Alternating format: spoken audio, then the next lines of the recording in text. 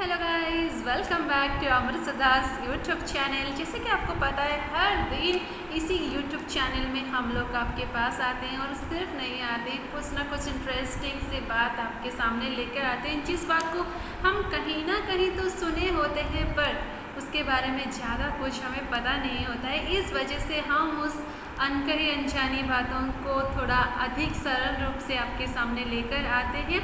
तो आज भी वैसे कुछ इंटरेस्टिंग फैक्ट हम लोग आपके सामने लेकर आए हैं, पर अगर आप अभी तक चैनल को सब्सक्राइब नहीं किए तो बिल्कुल भी देरी ना करें, फटाफट चैनल को सब्सक्राइब कर लीजिए। और जितने भी सारे इंटरेस्टिंग फैक्ट है जो आपको जानना, हम सबको जानना बहुत ही ज़्यादा ज़रूरी होता है, उन सबको देखने के मौका पाइए।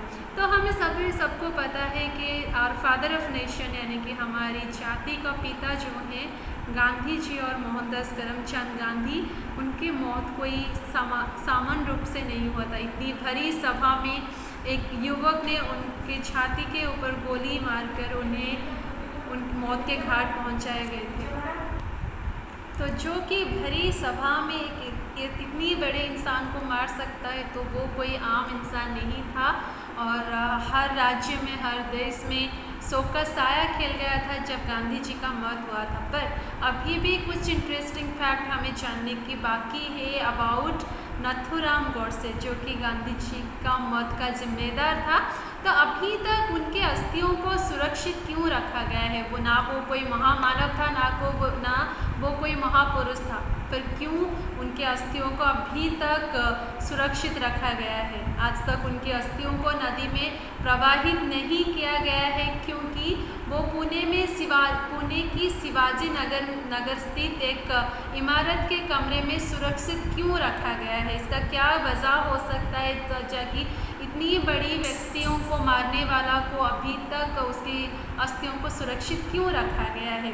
नाथूराम ने अपने परिवार से अंतिम इच्छा जाहिर की थी। जब उनकी मौत हुई तब वो अपने परिवार से उनकी अंतिम इच्छा जाहिर करते हुए वो बोले थे कि उनकी अस्थियों को तब तक संभाल के रखा जाए जब तक सिंधु नदी स्वतंत्र भारत में समाहित ना हो जाए। फिर एक बार मैं दोहराना चाहूँगी, उनकी अंतिम इच्छा ये थी कि उनकी अस्थियों को तब तक सुरक्षित रखा जाए, तब तक नदी में प्रवाहित ना किया जाए, उनका अंतिम संस्कार तब तक ना किया जाए जब तक सिंधु नदी स्वतंत्र भारत में समाहित ना हो जाए और अखंड भारत स्थापित ना हो पाए।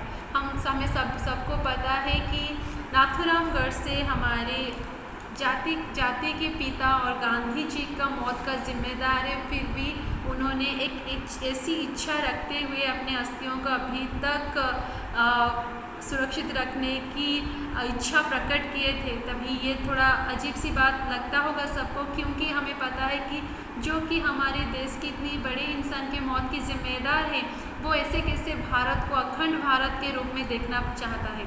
तो ऐसे कुछ इंटरेस्टिंग फैक्ट आपको भी सुनकर बहुत अच्छा लगा होगा। आई विश कि आपको इस वीडियो से कुछ सीखने को मिले। तो ऐसे ही कुछ इंटरेस्टिंग फैक्ट्स, ऐसे ही कुछ इंटरेस्टिंग वीडियो देखने के लिए हमेशा से हमारे साथ जुड़े रहिए और सब्सक्राइब, लाइक एंड फॉलो कीजिए टू अमृत सदा। तब तक stay tune and stay connected. Thank you.